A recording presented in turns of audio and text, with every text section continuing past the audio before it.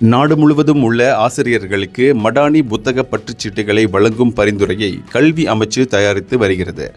கடந்த ஆண்டு புறநகர் பகுதிகளில் உள்ள மாணவர்களுக்காக புத்தக பற்றுச்சீட்டு வழங்கும் திட்டம் வெற்றி கண்டதை அடுத்து இந்த பரிந்துரை தயாரிக்கப்படுவதாக கல்வி அமைச்சர் ஃபட்லினா சீடேக் தெரிவித்தார். நாடு முழுவதும் உள்ள ஆசிரியர்களுக்கு புத்தக பற்றுச்சீட்டை வழங்கும் திட்டம் முன்னெடுக்கப்பட்டிருக்கிறது என்று அவர் சொன்னார்.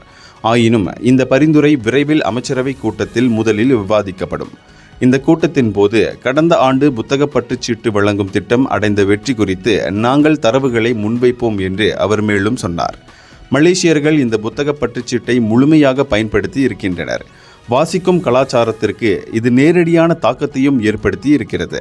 நமது பிள்ளைகளிடையே வாசிக்கும் பழக்கத்தையும் இது அதிகரித்திருக்கிறது என்று அவர் சொன்னார். செபராங் பராய் ஸ்ரீ தாசெக் தேசிய பள்ளிக்கூடத்தில் பினாங்கு மாநில அளவிலான 2025 ஆண்டுக்கான பள்ளிக்கூட உதவி திட்டத்திற்கான காசோலைகளை வழங்கிய பின் அவர் நிருபர்களிடம் பேசினார். மடானி புத்தக பற்றுச்சீட்டு 35 லட்சத்திற்கும் அதிகமான மாணவர்களுக்கு பயனளித்திருக்கிறது. இதற்காக 286 மில்லியன் ரிங்கிட் செலவிடப்பட்டது.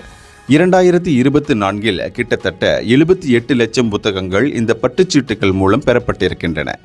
இதற்கிடையே 2025, 2026 பள்ளிக்கூட தவணைக்காக பினாங்கு மாநிலத்தில் ஆரம்ப இடைநிலை பள்ளியைச் சேர்ந்த 2,26,004 மாணவர்களுக்காக 33.9 மில்லியன் ரிங்கிட் உதவித்தொகை வழங்கப்பட்டது.